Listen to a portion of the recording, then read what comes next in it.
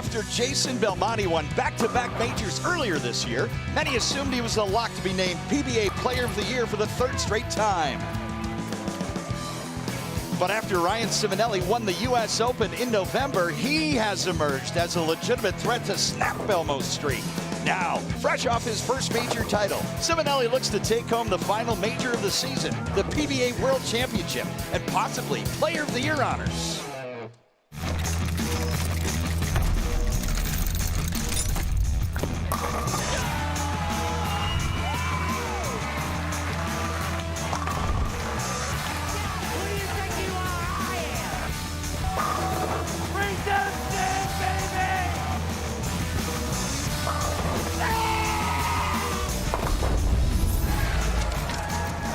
For the first time in 14 years, PBA Bowling is live in primetime.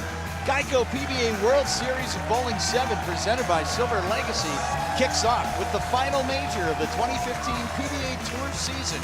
It's the Rolltech PBA World Championship. Here are tonight's 5 finalists.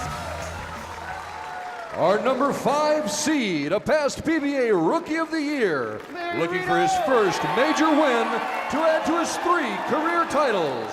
From Orlando, Florida, Rhino Page.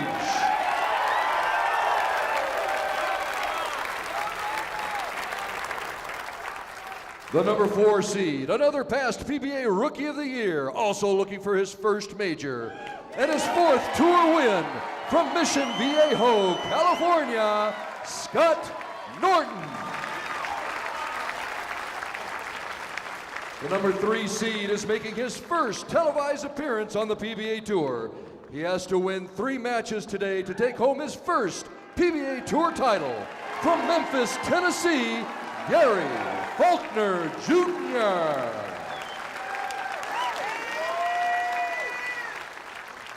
Earlier this year, he captured his first career major title when he won the Bullmore AMF U.S. Open. A win today will bring his career total to 5. From Cheektowaga, New York, Ryan Ciminelli.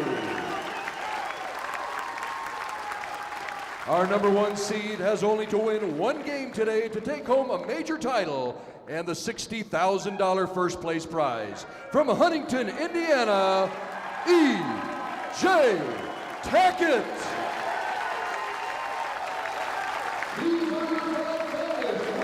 Rolltech PBA World Championship. Hello again, everyone. Mike Jakubowski alongside PBA Hall of Famer Randy Peterson. Randy, welcome back to Primetime. Mike, I love primetime. I love the nightlife. 245 players to the starting gate in the World Series of Bowling from a record 21 countries, 66 grueling games for tonight's top 5 just to make it here. Randy, 4 southpaws on the way to the top to the title match, and left-handed success has been the big story of this World Series. Why? Well, the lefties have always had great success here in this building. In fact, from 1995 to 2002, 5 majors were won in this building, all by left-handers. And spearheading our 4 southpaws today has to be Ryan Ciminelli, who is arguably the hottest player on tour, coming off of back-to-back wins. This one here is just about a month ago when he captured the United States Open and his first major. E.J. Tackett is our lone right-hander, and E.J. was able to do something, Mike, that none of the other right-handers could figure out. He was able to throw the ball with an extremely high rev rate and slow ball speed. 2 things to watch for on today's telecast. All of the traffic being created on the left side of the lane, what's going to happen to the oil pattern? How is it going to transition? And second, can E.J. Tackett, who has the entire right side of the lane to himself, create a good enough ball reaction to get to the pocket consistently and win his first major? Tonight, we compete in classic stepladder fashion. Scott Norton faces Rhino Page, the winner and the debut of Gary Faulkner Jr., trying to become the 2nd African-American to win a PBA Tour title. Ryan Ciminelli in the semifinal. E.J. Tackett will get the survivor in the title match. The 3rd member of our broadcast team is Kimberly Pressler, who's laneside with Scott Norton and Rhino Page. Thanks, Mike. Scott, let's start with you. Why do you think that you've been so successful this week on the World Championship pattern? The World Championship pattern tends to be pretty good on the left, but this week specifically we didn't have to catch up quite as far as we do a lot of other times. We had some success on all the patterns throughout the week, so when we got to match play we were already kind of in good position. So definitely looking for a little more of that today and hoping to have a good outcome. Well, thank you so much for your time and good luck to you. Now, Rhino, Mike and Randy, they already talked about there's 4 lefties on the show. You are one of them. But yesterday when you and I talked, you said that you want to think like a right-hander. What exactly did that mean? It means use the left-handed traffic to my advantage. All week long I've been a little bit softer with my ball speed, naturally because my wrist has been a little bit in and out. And I'm just going to use their traffic to create some room for error. All right, well, good luck, and thank you so much for your time.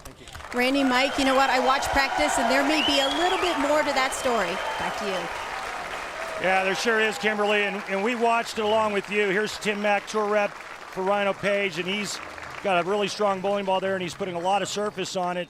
And here's the very first shot that Rhino Page threw with this bowling ball in practice. Talk about creating some friction. Ball goes right through the nose, leaving the big 4. He would eventually adjust off of that. Let's take a look at our 41-foot oil pattern, the World Championship oil pattern. The lefties are going to play pretty close to that first arrow. And E.J. Tackett, he's going to slow roll it, Mike, right around third arrow, out to about 7 or 8 and back. Live in prime time, Rhino Page will begin on the left lane. Players will alternate 2 frames after this opening shot. Rhino out of Orlando, Florida. Each player with 3 tour titles, looking for their 4th here live tonight. Opening pitch from the foot of the Sierra Nevada.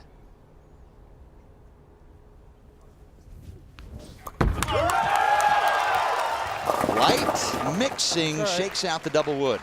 3-pin. A little too aggressive. The last thing you want to have happen in your opening shot, especially a major championship, is disaster, and Rhino Page comes up light and avoids that, leaving himself a single pin spare attempt, the 3-pin.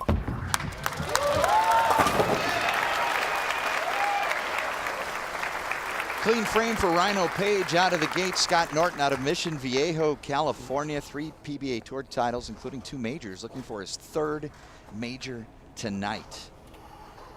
Career on TV 5-3.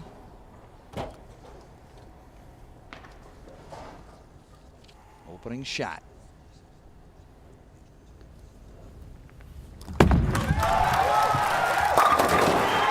And a strike for Scott Norton.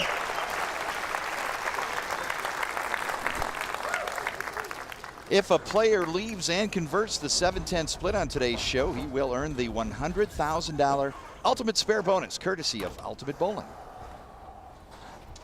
I'm not sure how many 7-10 splits have been made in this building, but you know, certain centers have characteristics where you can see pins flying out of the pit, lively sideboards. I remember back in the day, we had the phenolic pin decks and pins would really bounce. I'm not so sure that's an easy task in this building. Norton peels off the teal and he rips the 5 out for an opening double. Scott Norton, in my opinion, has been very solid on television. He always seems to bowl a very clean game. He always gets to the pocket. It's whether or not his carry cooperates, but he's always been able to somehow find a way to manage his nerves and the stress level and make good shots. Page 2nd frame, opening match at the Rolltech PBA World Championship. Working on the spare. The 41-foot pattern tilted is tinted in blue, and first strike for Rhino Page.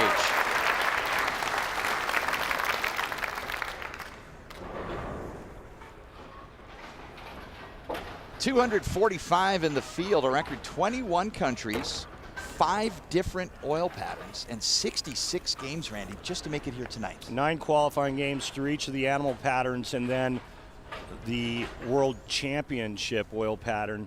A lot of games. I think the most games I ever bowled in a major was 56, not counting television. Page strike up, looking to even things up. 3rd frame. White path, drops 10. And back-to-back great shots by Rhino Page. He's really on his way back from that wrist surgery he had back in 2013. He finished second earlier in the season at the Tournament of Champions, and it's really, really good to see the turnaround for one of the nicest guys out on tour. Made an incredible comeback from wrist injury to return to championship form. Now Scott Norton, perfect from the first, third frame.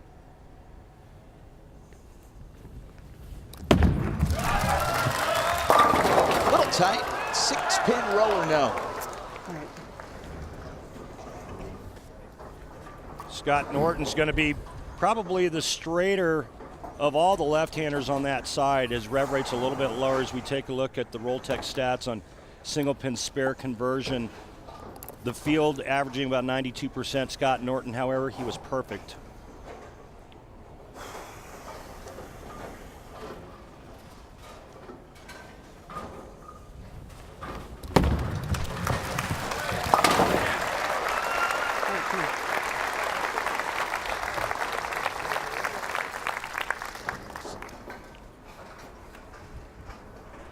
And join contests using your league scores. Download the Rolltech app today.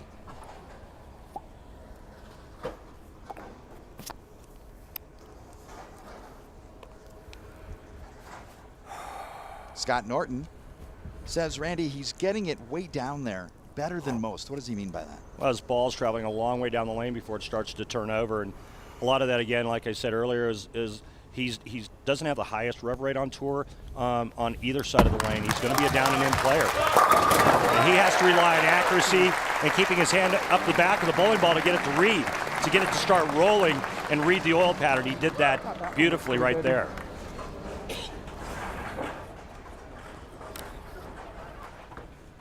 Rhino Page coming back from a devastating wrist injury, returning to championship form, looking to run the ladder tonight. Double working, fourth frame.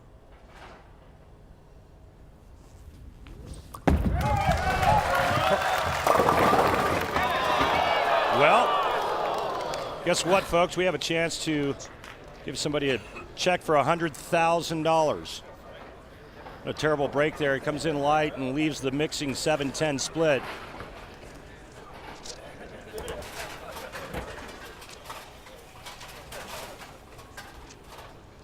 If a player leaves and converts the 7-10 split on today's show, he will earn the $100,000 Ultimate Spare bonus, courtesy of Ultimate Bowling.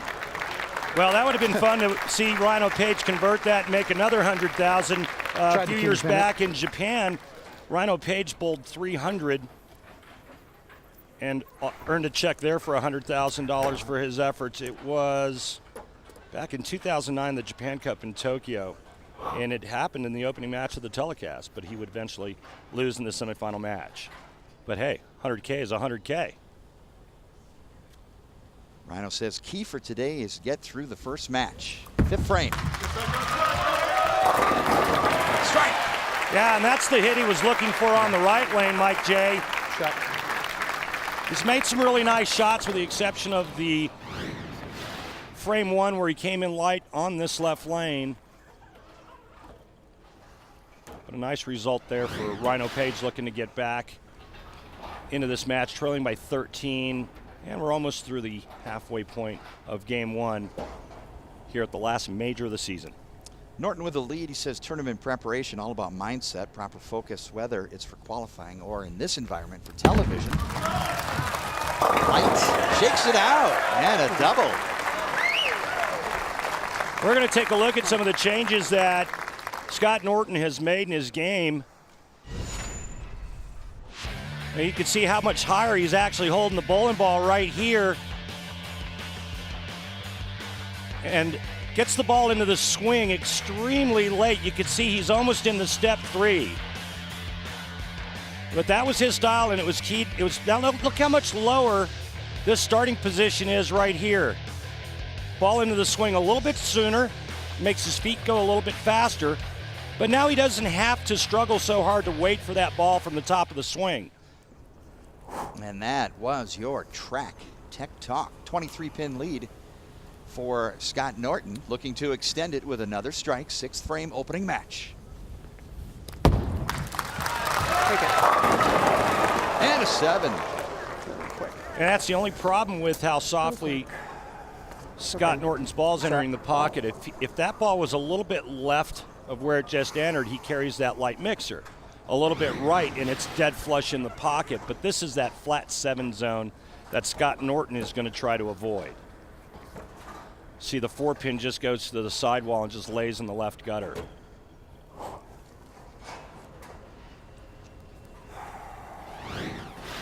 Scott Norton really good in single pin spares in this event. Cross lane at the 7. Well, think about that number, 106 for 106, not counting today. That's what a top-notch professional is all about. Norton plus 22, and some big names did not advance through the qualifying rounds. Find out who when we return to the National Bowling Stadium.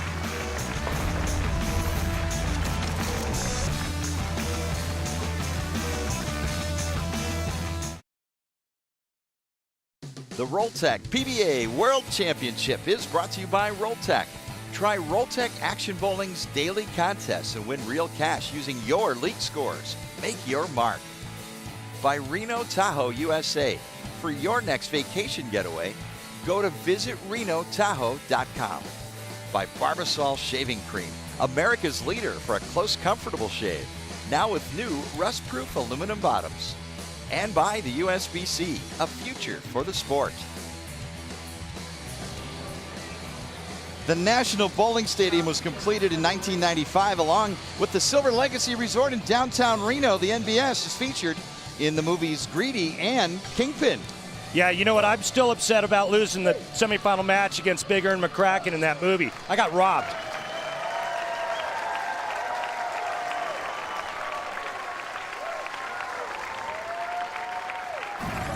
World Championship Tournament highlights courtesy of Extra Frame. Ryan Ciminelli needed 2 strikes in the 10th to force Tackett to mark to secure the #1 seed, but he went 9 spare to start the 10th, and Tackett held on to #1. Scott Norton finished his match against Gary Faulkner Jr. with a strike and a spare in the 10th, forcing Gary to get strike 9 spare in the 10th to hold on to the #3 spot. Gary would strike out, he would stay in 3rd. Norton claims the 4th spot. Former world champ Dom Barrett had a chance to make it into the top 5, but a 2-4-10 split in the 9th frame ended any hopes. Rhino Page only needed good count in the 10th to secure the #5 spot, but he left at 3-6-7. Open frame, which opened the door for Stuart Williams. He needed 2 strikes and 7 pins in the 10th to win the match. But leaving the 2-4 on his first shot, handing Page the #5 seed. Top 5 qualifiers advancing in the PBA World Championship.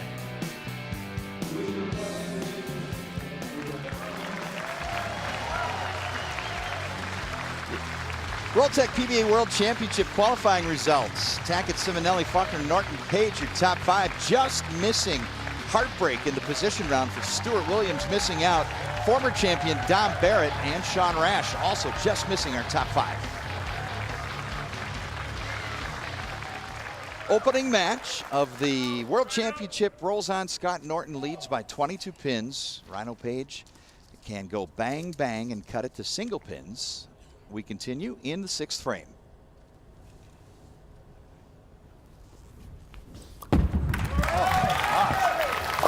A bit wide, pays the price. Can we just watch me do that? 6, 7. Yeah, we just watched Rhino do that in the highlight reel. Wow, and that couldn't happen at a worse time for Rhino Page. He'd already had the open in the 4th frame with that terrible 7-10 split. He struck in the 5th and looking to double up. Instead, he gets the ball wide, leaving the 3-6-7.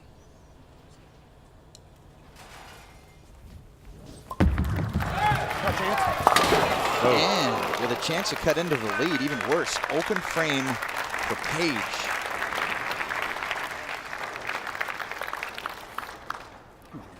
You know, early on when the oil pattern's a little more on the flat side, it's hard to give the pocket away, and I think that's what's going to make Scott Norton tough to beat early on. The straighter you can go, the better when the oil pattern is fresh and when it's flat. Page's last title coming in 2009 at the Viper Championship at the first World Series bowling in Allen Park, Michigan. Back in the pocket, as the 4 slaps the 7 away. Right now, Rhino Page is thinking the only chance he has to win this match is to strike out, which would give him 222. Right now, Scott Norton's in the high 2 teens. Unless something unforeseen happens and Scott Norton makes a huge mistake going through the nose, maybe leaving a big split, but I don't see that happening. 36-pin lead for Scott Norton entering the 7th frame. Winner here will get Gary Faulkner Jr. next along the stepladder. Powerful pocket hit from Norton, all 10 down. Earlier, Kimberly Pressler spoke with Virginia Norton. Virginia, so you know Scott's game better than anybody else. I even see you at all the practices. So what do you think is Scott's key to executing a good shot? Well, for him, it's always been using his legs really well. But the other part of it is very mental. I mean, he's very strong mentally, never give up attitude, and he never will. How proud are you as a mom to see Scott out here? It's inexplicable. It is just such an awesome feeling and very proud. Well, good luck to Scott today. Thank you. Whoa. Little high hit, and that was the break that Scott Norton was hoping for, and not Rhino Page. But you know what, great advice, and it's not always a bad thing to have a Hall of Fame mom in your court. I mean, she's watched him throw it for how many years now, and nobody knows his game better than Virginia Norton. Nobody knows the game of bowling much better than Virginia Norton. She's been around a long time. Right next to Virginia, Scott's husband, Craig Woodward. Norton to maintain his 36-pin lead and covers 6. Perfect on single pins in this event.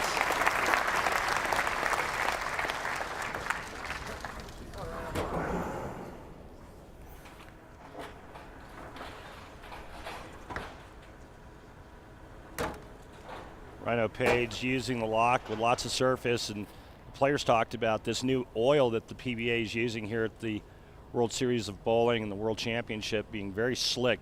Think of it, folks, as another sheet of ice on the lanes. Hook potential on a scale of 10. That's the max ball, and that is not a max result. 3-pin. This lane.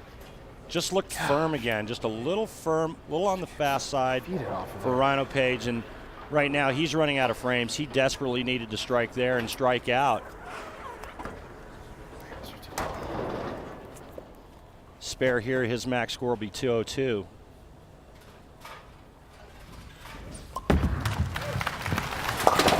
I can't tell you how excited Rhino Page was to be bowling on the show here in the National Bowling Stadium. It's something that he's looked forward to for a long, long time. It finally came to fruition, and I can't tell you, those 4th and 6th openings, or the openings in frames 4 and 6, very disheartening for Rhino Page. He was expecting much better.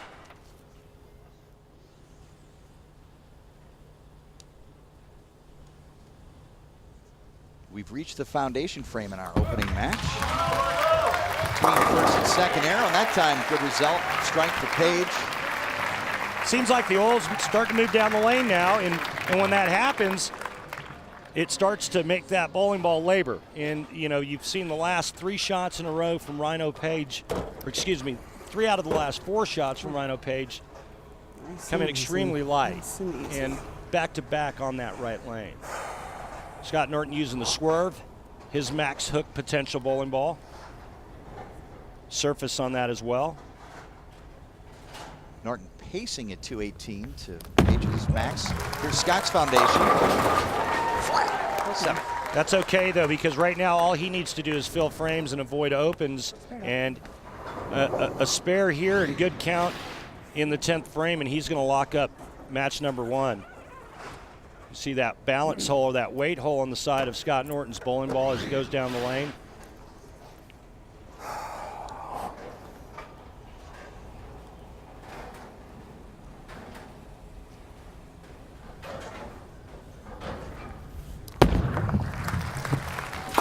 Perfect cover for Norton.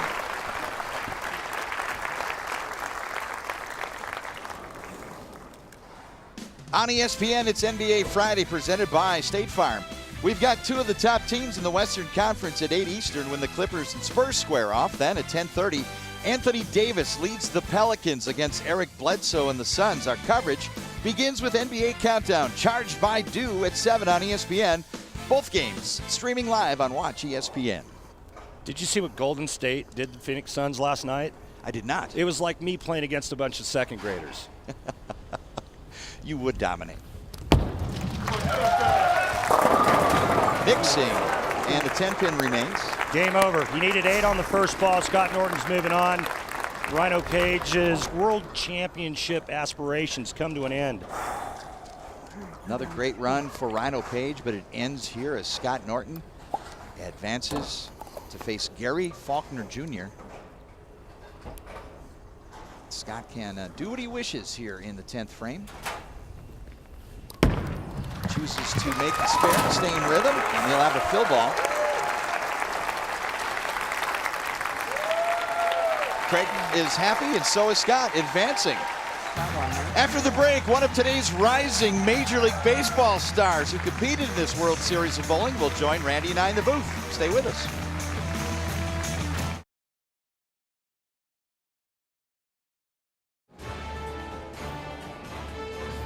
Yes, bowl season is upon us, and we kick it off Saturday on ABC and ESPN at noon Eastern.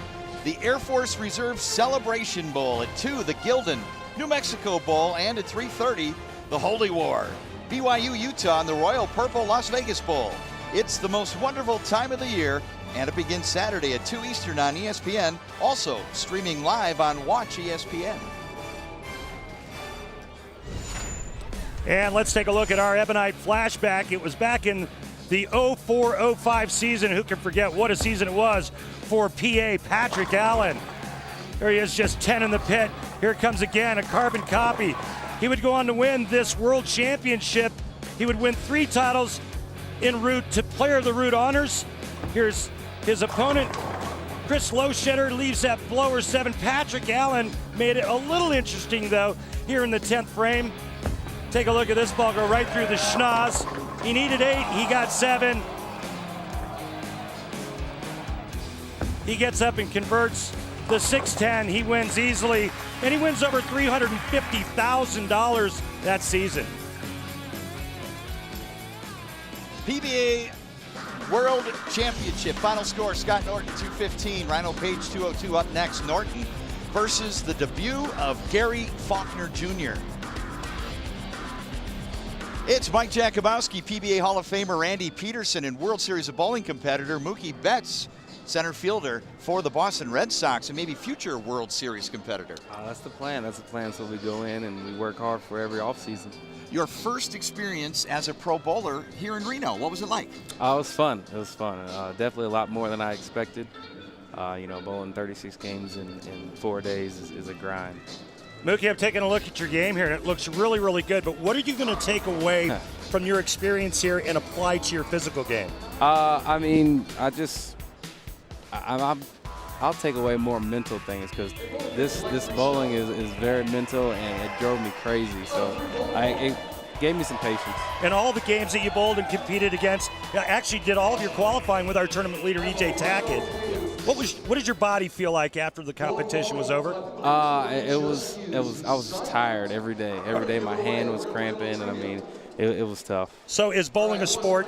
Bowling is definitely a sport. Thank you, Mookie. You got to prepare for this. Mookie, you got to cross with EJ Tackett. He's going to bowl for the title tonight. What did you learn from EJ?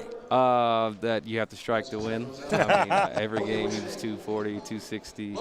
That's tough to keep up with. Strikes are needed here in the sport of bowling.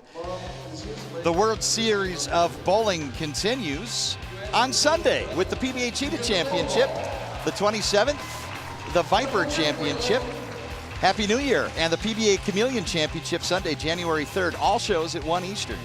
And then the Scorpion on January 10th, the Roth-Holman PBA Doubles Championship on Sunday, January 17th, and the PBA Challenge is at 3 Eastern, all on ESPN. World Series of Bowling 7. Mookie Betts will stick with us and call some action in our next match. He's going to stay with us. You please do the same.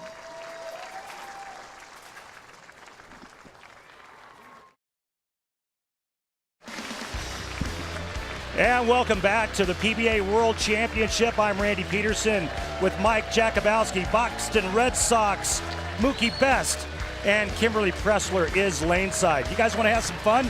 I do indeed. Good. Time for the Columbia 300 Fun Fact. George Branham III is the only African American to win a PBA Tour title. My old tour roommate won 5 titles, including 1 major, and that was the 1993 Firestone Tournament of Champions. Now let's go down to the floor with Kimberly Pressler and Gary Faulkner Jr., who's looking to make history. Thanks, Randy. So, Gary, yesterday when we talked, you said that you used to watch these events as a child, and it was a dream come true for you to be here tonight. So, how were the nerves now that you're on national television under the lights? They're all right. I'm not as nervous as I thought I was going to be, so that's good. But we'll see how the first shot looks. Well, you got a few practice shots. How was your ball rotation on the lanes? They were pretty good, just how we thought they were going to be, so I'm prepared for it. All right, well, good luck to you. Thank you. Guys, back to you. Thank you, Kimberly. Mookie Betts debuts. Take me back to your major league debut. He's a better man than me. I remember my debut, and I was really nervous. You know, I was in Yankee Stadium and whatnot, so you know that rivalry was going on, and but I'm sure here if he says he's not, he's not nervous. He's been on the big stage before, bowling in college and whatnot, so I'm sure he'll be fine. He was sure cool as a cucumber during the qualifying and the match play process, and I didn't perceive that he had that nervousness, and I think he's being straight with us. Oh yeah. Gary, that's what Gary does. Gary's just always cool, calm, and collected. Opening shot's a good one for Norton, Randy. It's a strike. And a ball change. It looked like he went to a little more surface and something stronger. But, you know, Mookie, I was very impressed when we met with Gary yesterday, and he just seems like an extremely intelligent guy, but his mindset and his focus in terms of his game plan coming into today, I thought was brilliant. Oh yeah, I mean, I never know what he's thinking. I got to know him when we were younger, so I never really got close to him. Pinch high on the nose, but gets a good result, Randy. Yeah, let's take a look at how quick he gets the ball into the swing, and that's the power position. That's what all these power players are doing. Look at the high backswing, how steep that is. But he gets it into the swing early, gets the feet going fast, high backswing. It is the prototypical power player type of style, even though Gary's going very straight early with a lot of surface, but he can hook it when he wants to. Strike apiece, second frame. And down goes the 7. Double. I'll tell you what, I really like not only his mental moxie, but I really like his game. This kid is so smooth, he could slide uphill. Watch this. Beautiful position at the foul line, and then just absolutely slaps the head pin silly into the 7. Get out of my face. First 2 shots are in the books. 2 strikes for Faulkner, and now back to Norton. Looking to move along the stepladder.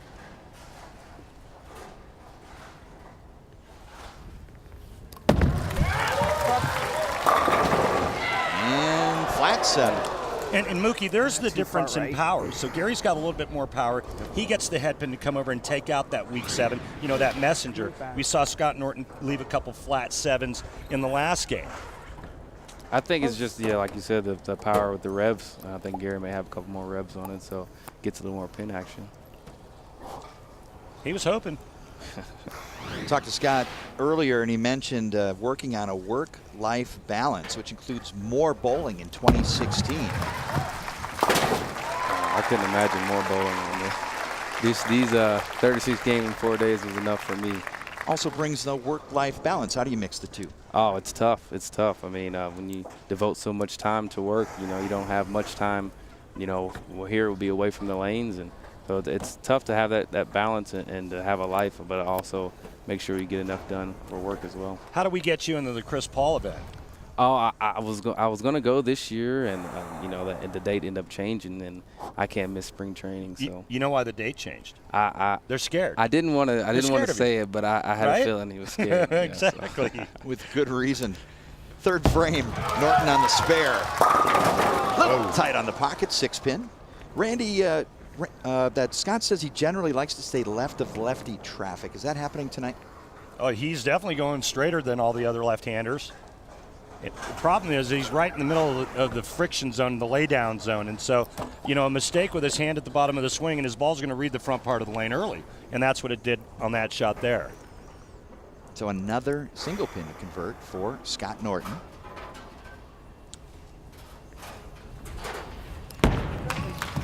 Mookie, we showed a stat with Scott Norton in Rolltech where he was perfect throughout the qualifying portion of the World Series, or excuse me, the World Championship. He was a perfect 106 for 106 on single pin spare conversions. Yeah, that spares are huge. I didn't really know how much. I didn't know how much spares counted until I actually got here and missed a couple, and took my my little 2-0s to 150s. Yep. Norton's got the first 7 today, and now the third pitch from Faulkner is a great one, turkey. Yeah, and Gary's comfortable now. You know, it takes a couple of frames to get your legs underneath you to kind of deal with the nerves and the anxiety that comes with being on television. And then once that goes away, then it's just autopilot. And that's what Gary looked like on that shot there. Yep. He's looked like the whole time. I talked to him before, and he said he wasn't nervous at all, and you can't tell. And he's not sweating profusely. Sometimes you see guys, they look like they have the meat sweats. It doesn't look like that with Gary. How about an opening ham bone? Four-bagger for Faulkner. How dare you use Rob Stone's ham bone? It was a small H. What a great shot and a great start. And you know, this is a thing, the first time on television, you want to get off to a red-hot start. Now he's put Scott Norton on the defensive. Scott Norton better come out swinging and he better come out striking.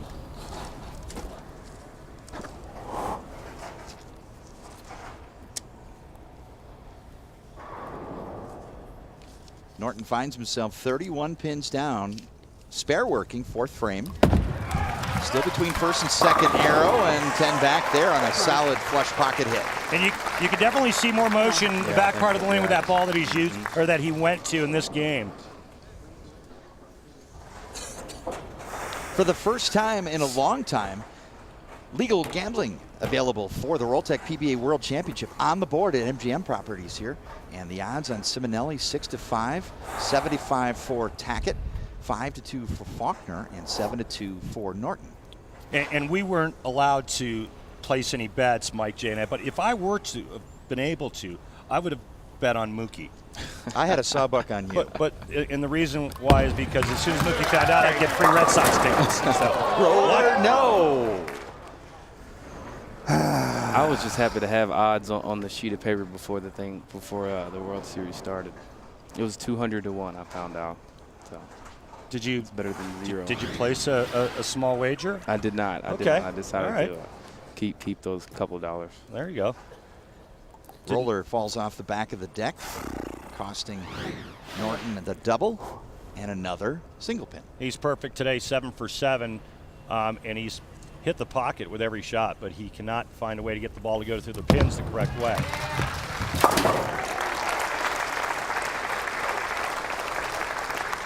So I have a good friend who's from the Boston area, PGA professional Jim Renner, who's a huge Boston Red Sox fan. Do you have any idea how jealous he is right now that I'm sitting next to you and he's not? Make sure you text him and tell him, hey. I will.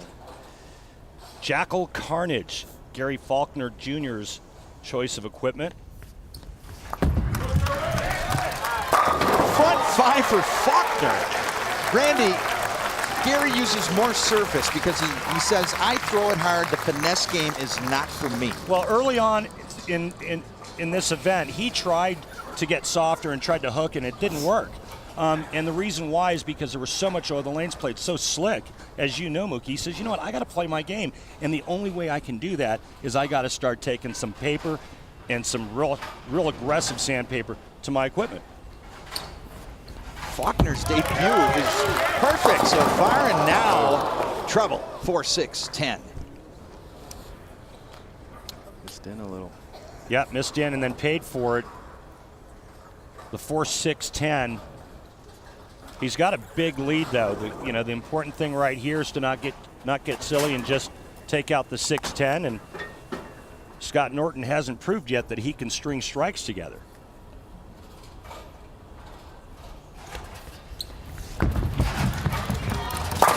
open frame for Faulkner. Anthony Pepe strung the front 11 in his World Series debut, but it ends at 5 for Faulkner. Mookie Betts is going to stick around with us, and more action from the rockin' National Bowling Stadium is coming your way. Faulkner Norton when we return.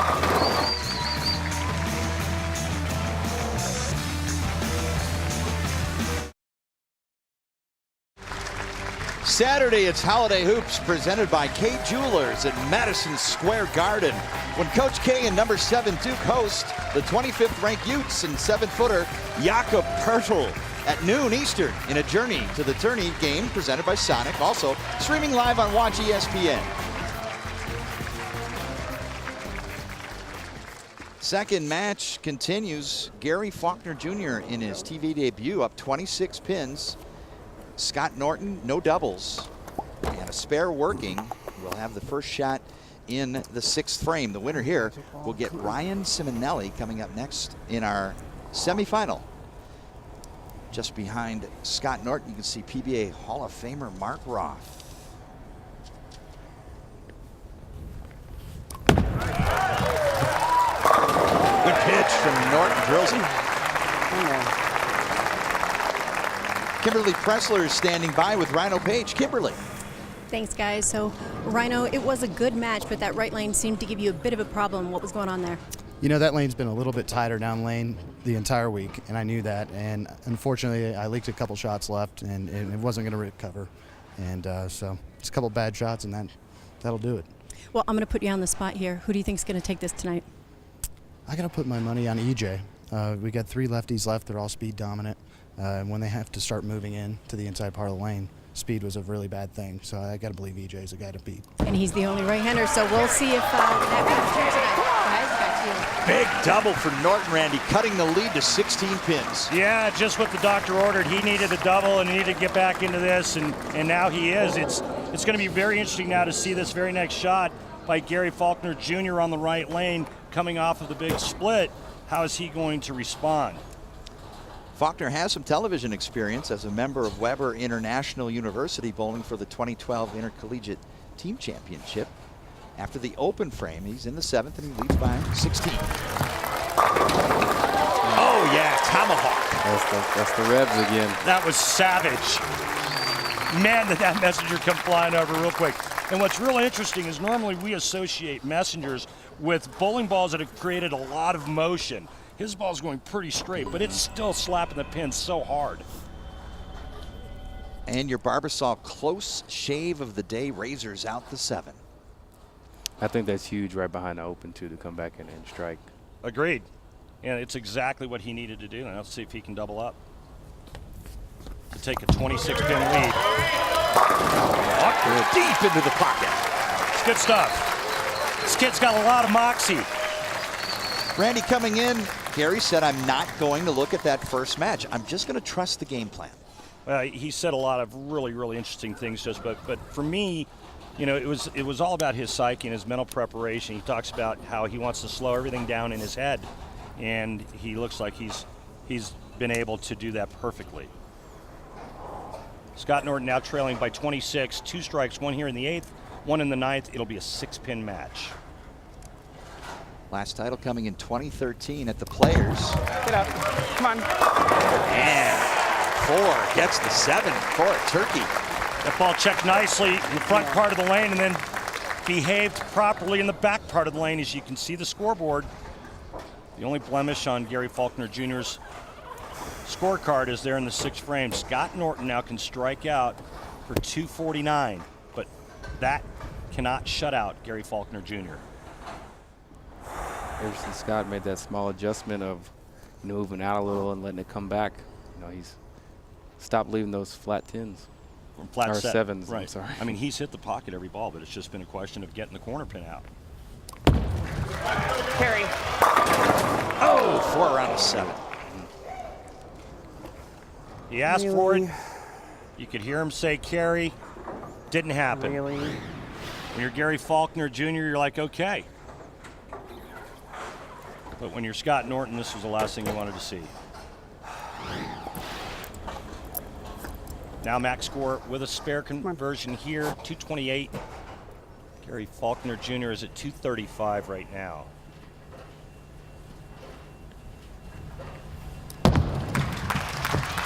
Spare for Norton. Mookie, what's one thing that you learned in this World Series of bowling that you can take to your next pro bowling experience? Just that there's so many games, and one game can't put you out. I think that's huge. I mean, you can try and salvage a game and then have a big next couple of games. You may not have 36 to bowl, but if you have a 6 or 7 game block, one game won't put you out. Faulkner, important foundation frame, looking to advance to face Ciminelli. 9th frame. Oh, slapping a 7 away. Faulkner, impressive. 7 of 8 in his national television debut. Mookie, for me, the big difference is pin carry in this match because both players, with the exception of the one shot in the 6th by Gary, have hit the pocket with every shot. But we've seen 2 messengers from Gary, and that last shot where the 4-pin went to the sidewall and caved the 7 out. Not so the case for Scott Norton. What do you see as the biggest difference? Like I said, they're just the revs. The angle coming in is a lot different. I wonder what the speed difference is. There it is again. Strike for Gary Faulkner, advancing to face Ryan Ciminelli. Boston Red Sox center fielder Mookie Betts. Thanks for joining us. Good luck in the 2016 championship season. Thank you. Hopefully I can come back and maybe bowl with Gary one day. Faulkner defeats Scott Norton, advancing to match number 3. Sorry, Mike J, but how savvy is this? He's got the match in hand and he goes to another bowling ball, even though he's going to shoot 260. He wants to see a different look. He's got to be prepared. Faulkner He's a smart using kid. all options, and he will advance. Player of the Year implications are coming in the semifinal. We roll on in Reno.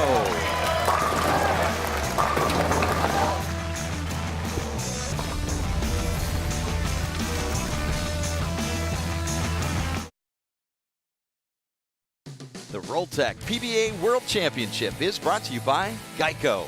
Over 75 years of savings and service. By El Dorado, Silver Legacy, and Circus, Reno's premier downtown properties. By Barbasol Shaving Cream, America's leader for a close, comfortable shave, now with new rust-proof aluminum bottoms. And by Reno Tahoe USA. For your next vacation getaway, go to visitrenotahoe.com.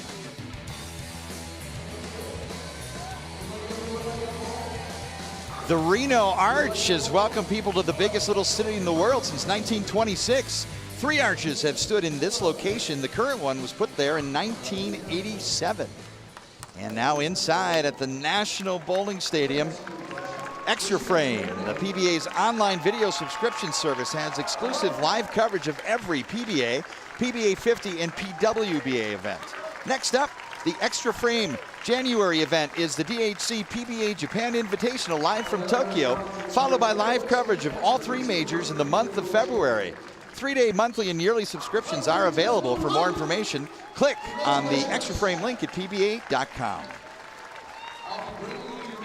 Halfway home in our Rolltech PBA World Championship, Gary Faulkner Jr., impressive debut. 262 winner over Scott Norton, moving up the ladder to face Player of the Year candidate, the Ryan Express, Ryan Ciminelli. E.J. Tackett waits for the winner of the semifinal. In the midst of his best year ever, Ryan Ciminelli talks about the sacrifices it took to get to this point. I think my dreams of being a professional bowler were very, very young. My mom actually still has a paper that I brought home from school. They asked me, I think I was about 7 years old, where do you see yourself in 20 years? What do you want to do as a career? And my answer back then was to be a professional bowler. So I've always had that drive.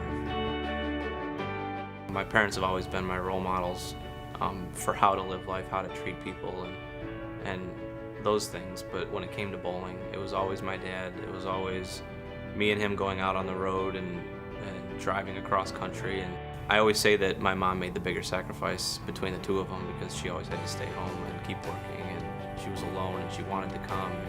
I understood how much she actually sacrificed, and when you're a kid, you kind of take that for granted. You don't realize all the things that your parents are doing for you.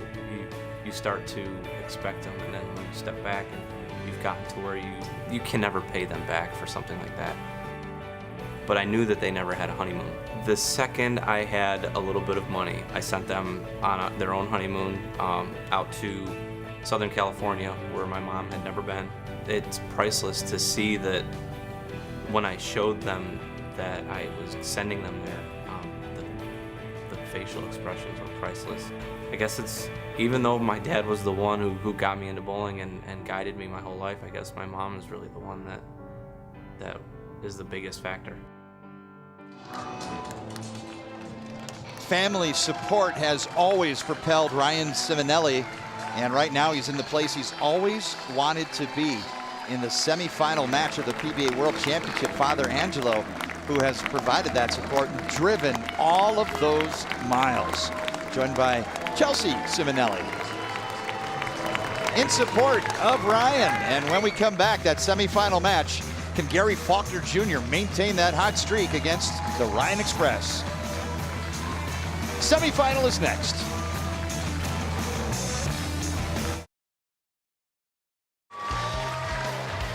The National Bowling Stadium in Reno, Nevada is rocking tonight. Semifinal coming up next at the Rolltech PBA World Championship. Mike Jakubowski with a pair of bookend Hall of Famers, Randy Peterson, and the Medford Meteor is Marshall Holman. Two major titleists as well, gentlemen. What's it take to win this one here today? Well, it looks like right now it takes the steely nerves of a Gary Faulkner. My gosh, I was very impressed with his last game. Needs to stay focused, keep himself very, very centered. Not anything like what I used to bowl like, but I'm impressed. You think the left side is going to hold up long enough for a lefty to be victorious? Well, that remains to be determined. You know, they've got 4 players on that side of the lane, and they're digging out that oil. It's carrying down the lane. So we'll just have to wait and find out. And you can see right here that the oil is already starting to move towards the second arrow on the left. You can see that it's starting to dry up in between first and second. The lefties are going to just start migrating and chasing that oil line. Marshall, for me, the biggie is what kind of ball reaction is E.J. Tackett going to have, our only right-hander on the show? That remains a mystery right now. I mean, certainly nobody is messing with his side of the lane, but I really like the way the Faulkner is attacking the lanes. He goes very smooth through the heads. He's got a lot of speed. Heavy roll. Just like that with a bad break at 10-pin. You know, there's another player that can actually do a lot of what Gary Faulkner does, and that's his opponent, Ryan Ciminelli. Oh, my gosh, can he throw it hard with a lot of roll. Yeah, you're absolutely right. It's going to be much more of a, you know, a mano-a-mano fair kind of a matchup with as far as the ball roll is concerned. Agreed.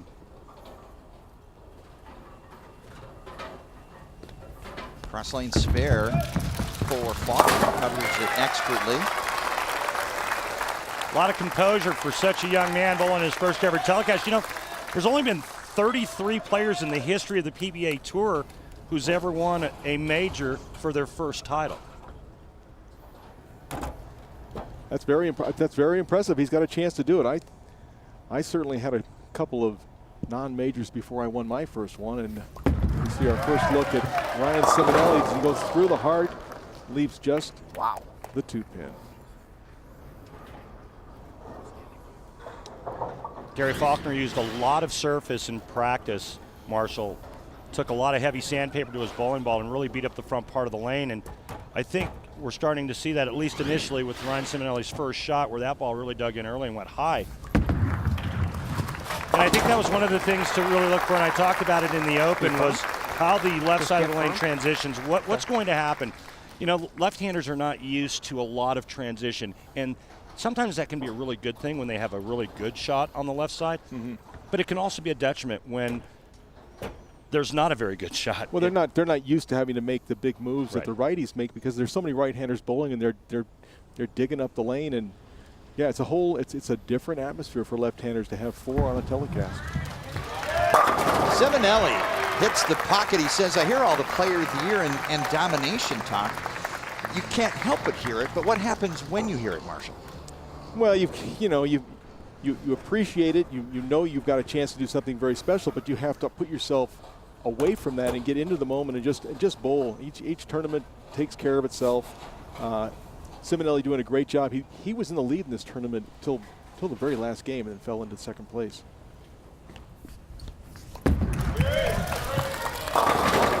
Strike for Faulkner.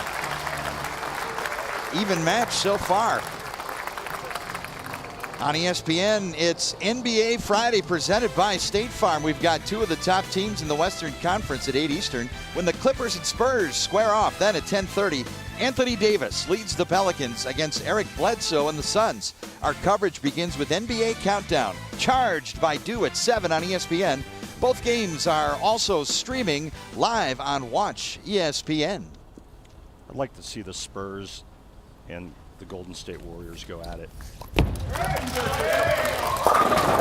6-pin crumbles. Break for Faulkner and a double. Huge break. Yeah, we got a bad break in the first frame, leaving the 10-pin, but that more than makes up for it. Light on the right lane, strikes. A little bit high on the left lane, strikes. And he's got to be loose. Friendly kick of the 6. He's loose. He's got a very clear blueprint in front of him because he's been on the lanes. Ciminelli's coming in fresh. Third frame, strike working, in the nose. Beatty split, the 2 and the 7. 2-7. Did not make the adjustment necessary. He went through the nose last time on that lane. He gets the same thing here. Ball just picks up a roll very, very early. Did not like that. No, right. He's confused right now, but he needs to center himself, make this 2-7 split. Nice conversion. Ball clipping the both. And another look forthcoming at your hammer. Tough spare replay. Just a beautiful shot. Gets the ball just left of the 2-pin. Ball hits the 7, and that's textbook. Fourth frame. Ciminelli with the spare working. Between first and second arrow. 4 around the 7. Good pitch there, and ring and 7. Take a look at the difference in the left arm and the right arm of Ryan Ciminelli. I mean, that's sick. I mean, we've seen that. You know, I remember Jeff Lizzie had a really big right forearm for a right-hander. But this guy literally has like three legs and one arm. I know it's. Yeah, I know. It's like he's been doing a lot of one-handed push-ups. Guys call him Popeye, and Ryan says he's starting to get used to it. It's like it's swollen. It's just strong. Spoke with Faulkner yesterday, gentlemen, and he says I go off a feel. When I'm there, I feel nothing. Marshall, when you were there, what did you feel? Well, when you're at your best, you're bowling really without your mind. You're just letting your body do what it naturally knows how to do, and that looks like what Faulkner is doing right now. He's just putting himself in a zone to throw the ball, let it take care of itself. Strikes working.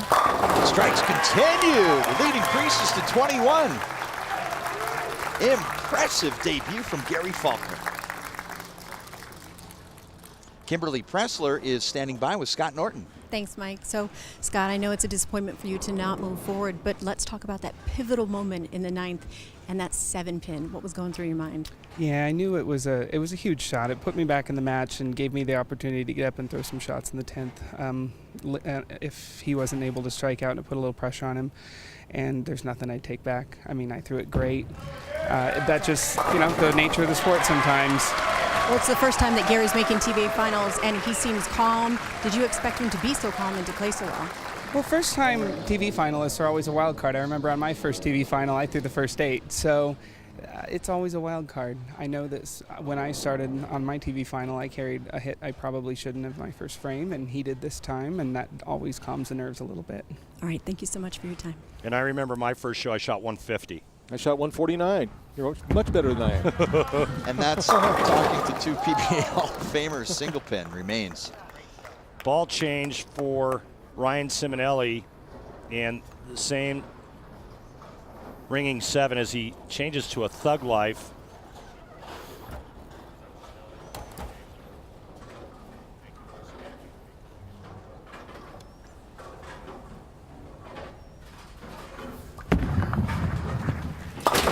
Good conversion for Ciminelli, trails by 32. Marshall, what are his options? Well, he needs to either move a little bit further to the right on this right-hand lane that he's gone through the nose twice in a row on, or he's got to amp up the speed even more. And I think it's just going to hook early if he tries to go with speed. Speed is in Ryan Ciminelli's arsenal.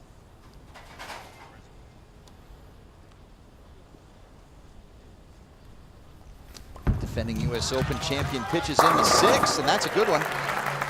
Needed that. And got it. Ryan Ciminelli trails by 32. Player of the Year hopes are riding. But this man, Gary Faulkner Jr., smooth as silk. Stay with us if you can.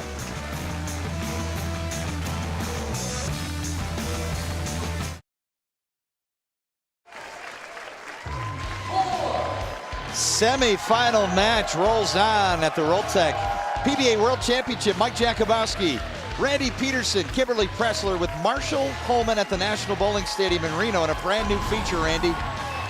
Well, let's take a look at the 4 southpaws that are on the telecast today. They look completely different once they start the feet in motion and that ball swinging. But guess what, folks? In every sport, it's all about being in position. Take a look at Ryan Ciminelli once he hits the foul. Now look at these positions. Look at the shoulder angle, the left shoulder down on all 4 players. The trail arm. Look at the trail arm in this position here on all 4 players. So much similarities going on at the moment of truth, the release point. That's why these are top-notch players, because they're in position. The commissioner of the PBA Tour is Tom Clark. Rolltech founder and CEO Rich Belsky providing stats throughout professional bowling, and we appreciate their support of this Rolltech PBA World Championship. One of the interesting things about pro bowling is the break, and coming out of the break. Faulkner now has to come out of the break. Absolutely, and it's, I always found it to be a difficult time to really keep myself focused for a 2, 3, 4 minute commercial break and then come back, and we'll see how Faulkner handles it. But so far he's been looking pretty sharp. Spare 4-bagger. Mixing 10-pin. He throws a good shot. The ball just doesn't quite carry through the pins, and he leaves a little bit of a weak 10-pin.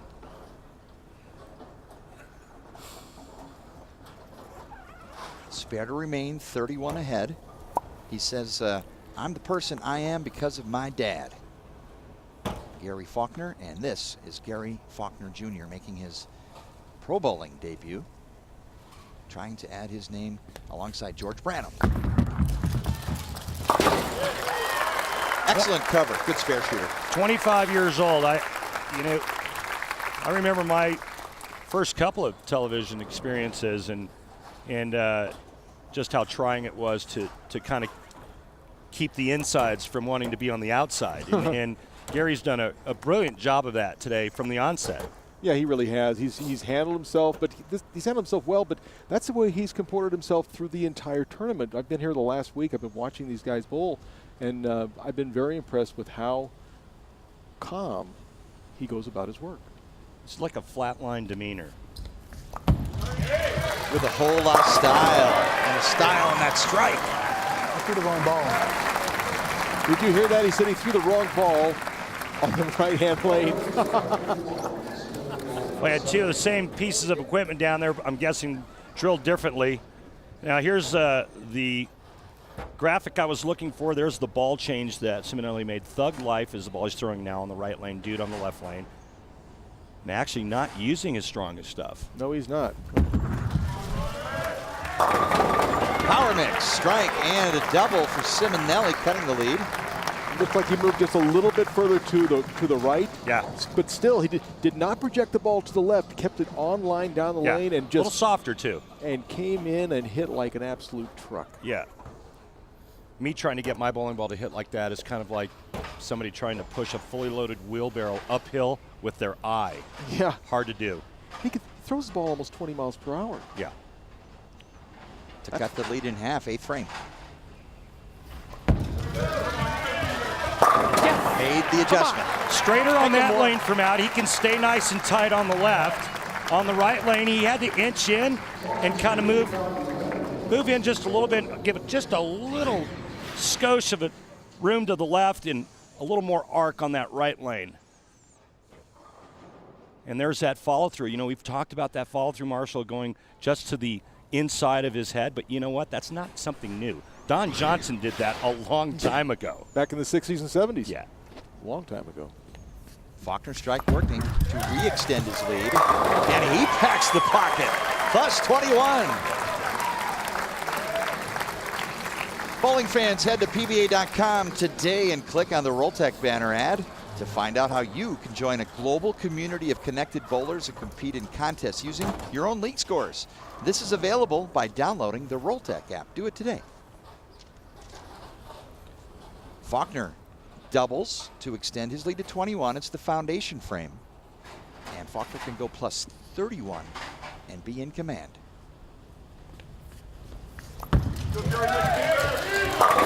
Power mix. Kid's got absolutely no nerves. Yeah, he's fearless. He's also got a very nice crack into the pocket, and that'll ease the nerves. His ball doesn't seem to be reading the front part of the lane near as early as Ryan Ciminelli's, and part of that has got to be what his hand's doing at the bottom and his speed. But he looks like he's able to keep the ball a little bit more on line. Ciminelli trying to narrow this lead to 21. Strike for Ciminelli, can still shoot 248. 2-tournament winning streak is on the line. What a great shot. Let's see, three wins back to back stateside has only been done by, I believe, 2 players. Dick Weber did it twice. Not an easy feat. Johnny Petraglia was the other. Petraglia back in 71. Dick Weber over the 59 and 60 and in 1961. 10 frame. Gotta have it. Oh my! Slides the 10 away. Making his presence known. Yeah. Giving his opponent something to think about. Yeah. Cannot shut Faulkner out, but he can certainly send quite a message. Yeah. This is why you put power and speed on a bowling ball. What was that old saying the late, great Billy Whaley used to use? Hit him thin and watch him spin? Yeah. Second shot in the 10th. Winner advances to the title match.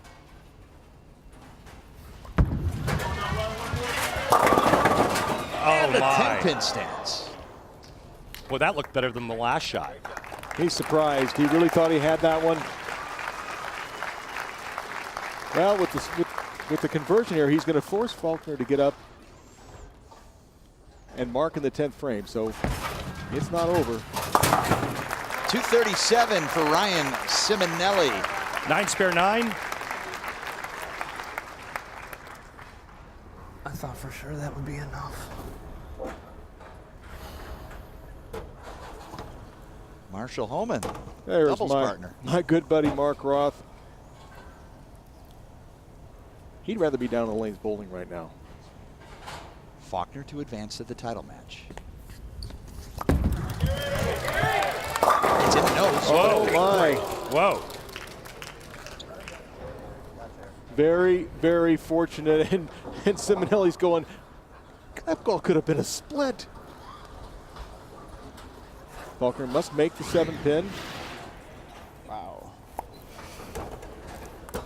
Not sure what he did different there. Maybe a little softer, a little extra hit. I know when maybe grabbed it a bit. Grab a little bit at the bottom. There's so many different ways of making mistakes. And look at Ciminelli. Well, he wants it. Got to make this. Pure stroke under pressure. Faulkner looking good, and he's in a title match for a major. And he's got another chance to take a look at another piece of equipment. Yeah, going to another bowling ball, and that right lane is becoming suspect for the left side now. It's starting to read real early. He wants to get a little bit different picture with this fill shot right here. All he has to do is give him a good look going into the title match. And that didn't react at all. Faulkner Jr. advances the title. We'll face E.J. Tackett. Get into the holiday spirit, Rhino style, when we return. Marshall Homan, thanks for joining us. Great to be here. Happy holidays. All right, thank you, guys.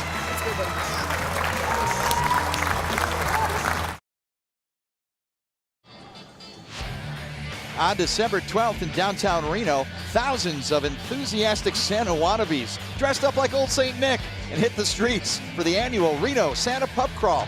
Spirits were jolly, costumes were bright, and all reports were that no one was naughty and everyone was nice.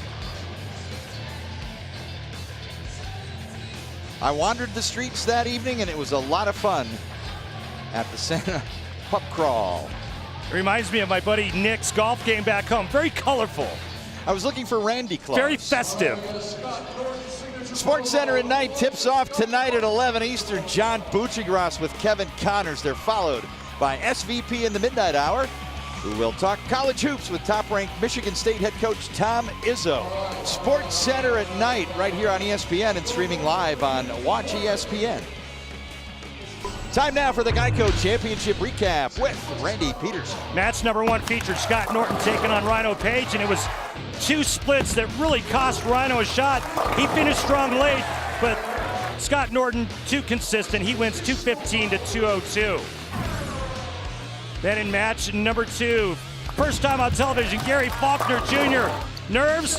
What nerves? I got your nerves right there. Gary Faulkner slinging wood.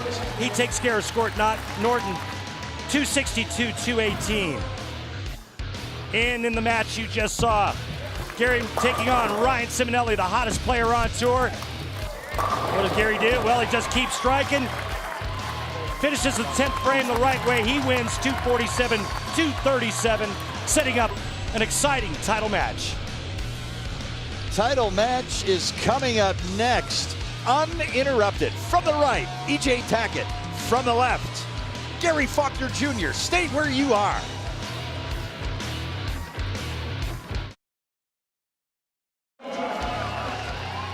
PBA Rolltech World Championship rolls on at the National Bowling Stadium in Reno.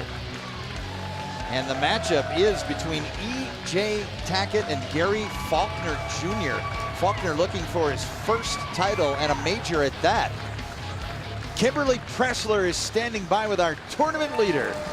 Thanks, guys. So, EJ, 1 week before you started the World Series, you decided to make a huge change to your game. What was it? I changed from 15 pounds to 16 pounds. Now, why did you decide to do that? My hand was getting a little fast with the ball, and talked to a couple of guys on staff, and they thought it'd be a good idea, so I thought I'd give it a try. Well, let's see if that works out for you tonight. Good luck.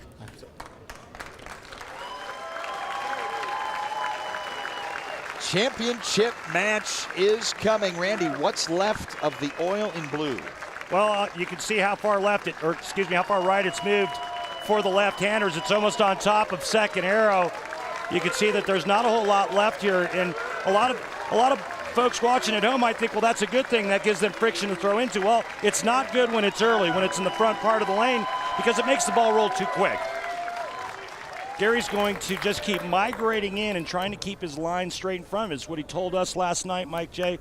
When the lanes break down, I'm going to parallel in and try to keep that straight down the board look. Trust the game plan. So far, so good. Opening shot, title match. Perfect strike. Yeah, and it looks like the trouble lane right now for Gary Faulkner is the right lane. At least that's what we saw at the conclusion of the last match when he went through the nose, made a ball change, and then went light. Now, let's see. E.J. Tackett, for the first time, has got the entire right side of the lane to himself. Let's see what he's got. E.J. Tackett out of Huntington, Indiana, his first PBA title coming this year in Lubbock, Texas. Looking for his first PBA major. Opening shot for Tackett.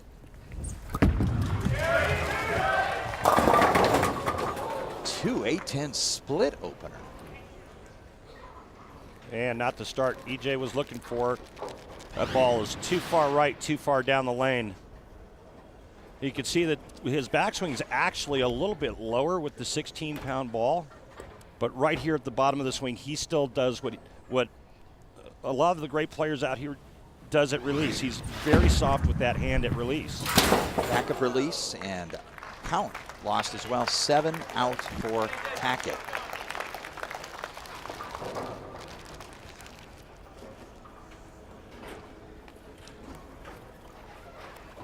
EJ is adjusting to tour life, which is tough, and bad runs can do damage to the mental game.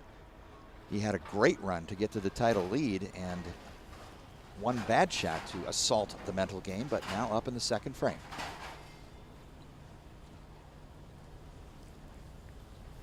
And that one's in the nose, 3-6. Good 2 shots there, buddy. Those are really close.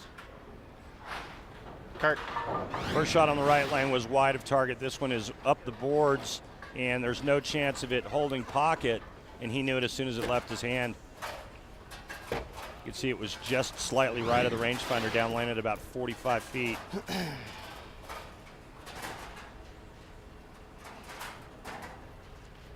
Other finishers in the Rolltech PBA World Championship, those making match play. Stuart Williams' heartbreak in the position round. Former champion Don Barrett, 7th. Sean Rash, Thomas Larson, Anthony Simonson, Matt McNeil, Jacob Buttrick, O'Neill Gomez, lefty Paul Moore from England, who we'll see later in the World Series of Bowling. Martin Larson, Patrick Girard, J.R. Raymond, Eugene McCune, Michael Haugen Jr., Ryan Graywaz, Sam Cooley, the Australian, Devin Bidwell, and non-member Warren Crawford. One interesting name not on that list, Jason Belmonte. For the first time, he's missed 2 consecutive cuts in majors. Tackett turns it over, picks up the spare. Well, if you're young Gary Faulkner Jr., this is exactly what you want to have happen, because this allows you some breathing room, and this allows him to stay in the moment, stay focused. He's not being pressured right now. This will certainly free that swing up. Working on a strike. Now let's see what kind of reaction he gets on this right lane. 6 pin, just a touch high. Looked like he just tried to go a little faster with it. He still has that nice direct down and in line, but that certainly looked like it was more firm, and that ball almost held pocket. Faulkner spoke to us about his calm, meditative approach to control mindset and shots, and every element of that we're seeing here tonight, Randy.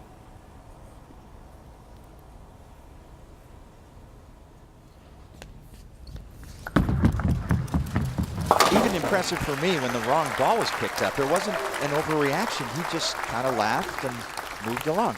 Yeah, pretty cerebral right now. Kimberly Pressler is laneside. Thanks, guys. So, Ryan, you seem to have a bit of a slow start there. What do you attribute that to? You know, the front of the lane and the right lane hooking so much just caught me a little off guard. Took me a little too long to get into 2 different balls. And when I finally got there, I was just so far back, I couldn't quite get back into the match. And at the end there, when I did have a chance, the hits just went Faulkner's way. It just seems like today might be his day. Well, it wasn't the way you wanted it to go, but you gave it a good try. Thank you so much. Faulkner pured it on the left side. Yeah, it's all about the right lane now for Gary Faulkner. The left lane's not an issue. You heard Ryan Ciminelli say just how strong and how early that right lane is reading. Talking to EJ, his goal is to win titles and majors. He wants to build a Hall of Fame professional career. Winning his first major would go a long way. 3rd frame early in our title match. Wide path, doesn't get back all the way, 2 pin.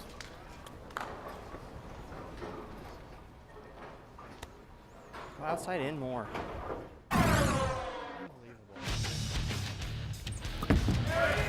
First frame here on the right lane, 2 for 8-10. Next shot is a good 3 to 4 boards left of that shot and goes high. And here's the next shot that we just saw on that right lane. You know, EJ is struggling with reaction, and he's also struggling with shot making. And one of the reasons why he's only won 1 time is because of his average as the #1 seed. He's averaging about 192 in title matches. So we take a look at his arsenal, going with Primal Rage, kind of what his insides are feeling right now, seeing how he hasn't even been close for the first 3 frames. 9.5 out of a scale of 10 indicates the hook potential on the bowling ball. Now 4th frame, trailing by 14 pins. Title match for a major at the PBA World Championship. Just outside of center arrow. And a 2-8-10, horrifying. What is that? Really? Panic mode's going to set in now because he has 0 ball reaction. You know, he really liked that shot. It goes 2 for a 10, or excuse me, 2 a 10. And so now what are your options? You had all that practice, you had all that time to build up something on the right side of the lane, and you start off. Wow, that was pretty close. You start off release and almost made it. You start off with 2 opens and 4 frames.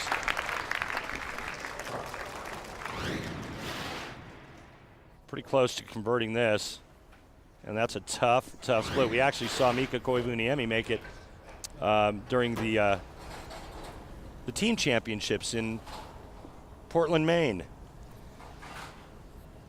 Key shot, right lane can extend his lead. And he made a ball change, even though it's the same ball, it's a different layout.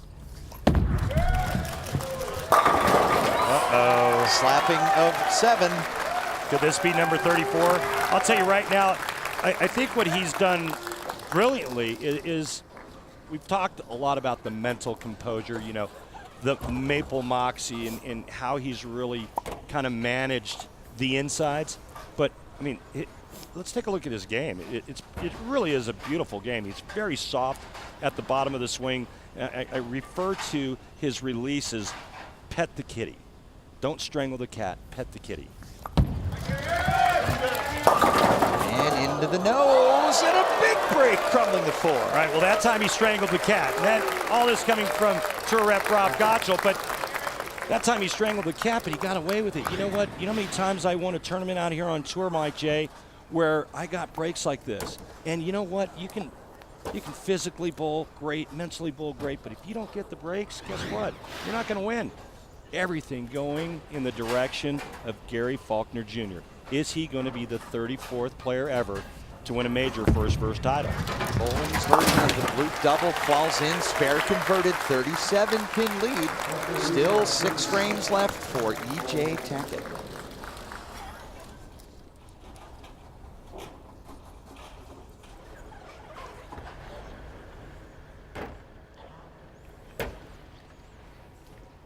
Tackett up 5th frame. He really needs to have a strike. Ball change. He's got absolutely zero recovery from the right side of the lane. Just won't. And as soon as he squares up, it goes through the nose. Strike percentage here, courtesy of Rolltech E.J. Tackett, 67% plus strikes. Why? I don't understand. And the entire field, 59.5%. As always, great stats brought to you by our partner Rolltech, where real-life competition is at your fingertips. Compete for fun or step up to the action bowling, where you can join contests using your league scores. For all this and more, download the Rolltech app today. And a big open for Tackett. And he had the whole lane to himself. Yeah, zero ball reaction. Every time it goes right, it hangs. And so, as a player, when you see that, the tendency is to grab it so the ball doesn't go to the right. That's what he did in the second frame when he went high. Here's just yet another ball change for E.J. Tackett, just trying to find a ball that will recover. Finally. Well, now that's up the lane a little bit more too, though, Mike.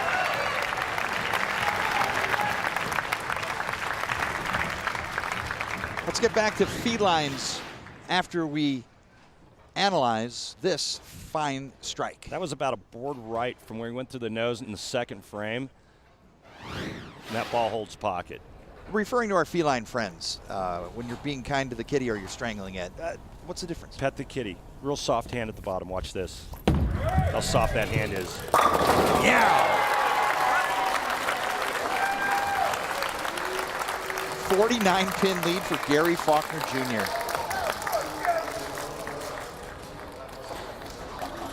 Very impressive chatting with him yesterday. What you see is what we saw. And what he's seeing is a 49-pin lead, 4 frames remaining to claim his first PBA Tour title, a major, here in Reno, 7th frame.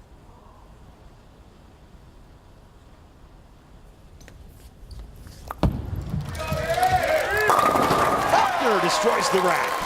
Well, Gary Faulkner is just minutes away from capturing his first ever title, and it's going to be the World Championship, a major. And I know it says in his bio that He's from Memphis, Tennessee, but he spends a lot of time in my hometown of Orlando. There's a lot of people in Orlando right now rooting for young Gary Faulkner Jr. What a performance.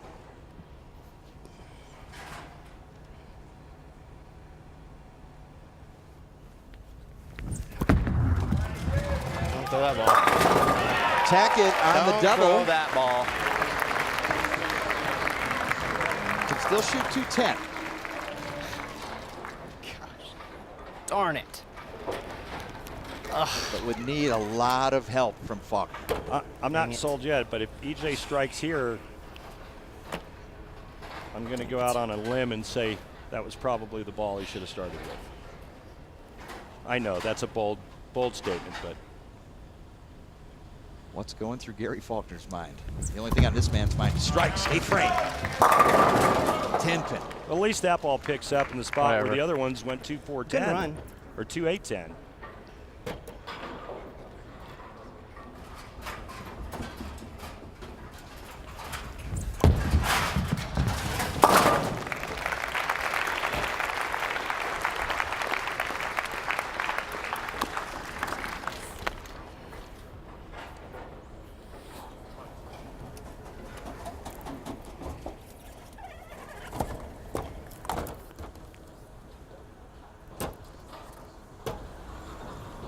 Gary Faulkner plus 50, 8th frame.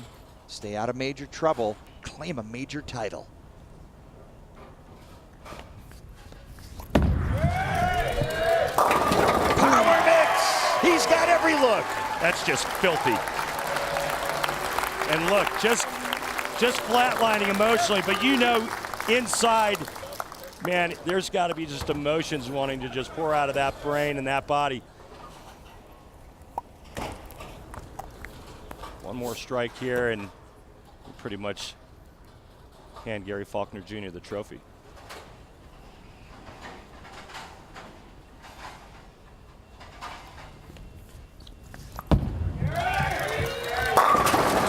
How about a messenger? No, 7-pin stands. Randy, you competed with George Branham Jr. He's going to get company here tonight. George Branham III. I roomed with George Branham III. I grew up bowling juniors with George Branham III in Southern California. Gary Faulkner Jr. just became the second African-American to win on the PBA Tour and win a major. A major title at that. Faulkner can skate home and enjoy it. Conversion of the single pin and another heartbreak for EJ Tackett. Randy, learning is tough on the PBA Tour. Tough learning curve. EJ struggles in title matches, but I'll tell you what, you can't take anything away from Gary Faulkner Jr. He bowled magnificently. He was just brilliant. Made the right adjustments, had the right look, and threw it spectacularly. The PBA World Championship trophy soon to be awarded to Gary Faulkner Jr.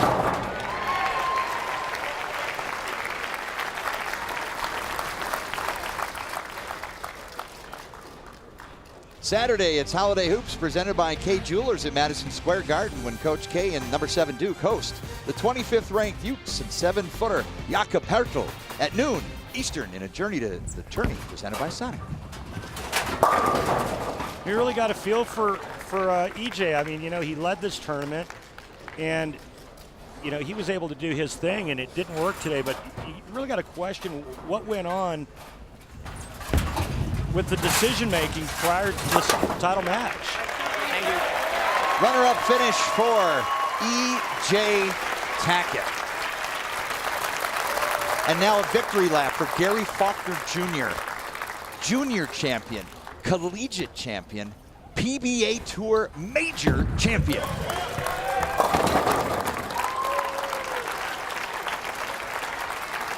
Well, culmination of a lot of games bowled this week, a lot of hard work, 66 games just to get here, 3 more today, 69 games not counting practice. This kid deserves it. No matter Gary Faulkner Jr., you claimed your first PBA Tour title. We will meet him when we return to the National Bowling Stadium, and we'll hear more from our champion.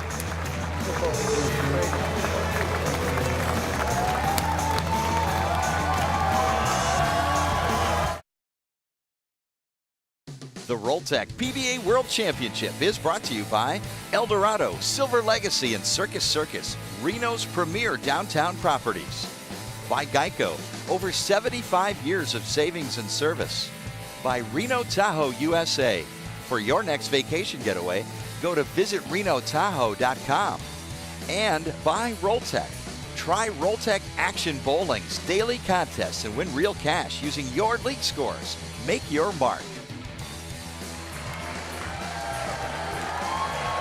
National Bowling Stadium and the appreciative crowd cheering on Gary and the winner, Faulkner Jr., over E.J. Tackett for the Rolltech PBA World Championship. Down lane side for the presentation with Kimberly Pressler. That's right, I'm laneside with a very excited crowd. I'm also here with Tom Clark, the commissioner. You have a trophy to give Gary. Thanks, Gary. Unbelievable performance on behalf of Rolltech and the PBA. This is the Earl Anthony Trophy. You're the world champion, man. Congratulations. Thanks. Congratulations. Thanks. I think Rich got a little something for you as well. Here's your check. Oh, look at that check. Gary, you got to show some excitement here. You were calm throughout the entire thing, but you were on fire. You went through 3 champions to make it to the winner's circle. What does this moment mean to you? It means everything. Like I said, this is a dream come true, and it's just an unbelievable feeling right now. Now, let's talk a little bit about the game. You seem to, at ease, hit the pocket when everybody else struggled. Why do you think that is? I really don't know. I think Motive and Brett, we worked a lot. We did some different layouts and tricks, and I did some hand tricks to stay where I was, and here I am. Are you really as calm all the time like this? Because you're in the national stage in front of millions of people. Yeah, I am. I get that a lot. Well, I know you talked, when we talked yesterday, you said that when you're here, you're working, you're putting in the work, so family and friends are at home. So now that you are a major champion, anything you want to say to them? I want to say thanks, Mom, thanks, Dad. Love you, Alex, and I did it. You sure did. Congratulations, Gary Faulkner Jr. You are now a major champion. You have just won the Rolltech PBA World Championship.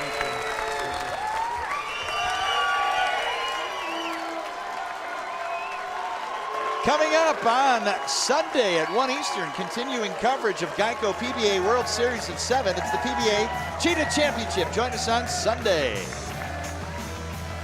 PBA history made once again in Reno. Gary Faulkner Jr. wins the Rolltech PBA World Championship.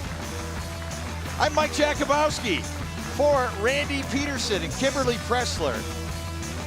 Gary Faulkner Jr., major champion forever. See you Sunday.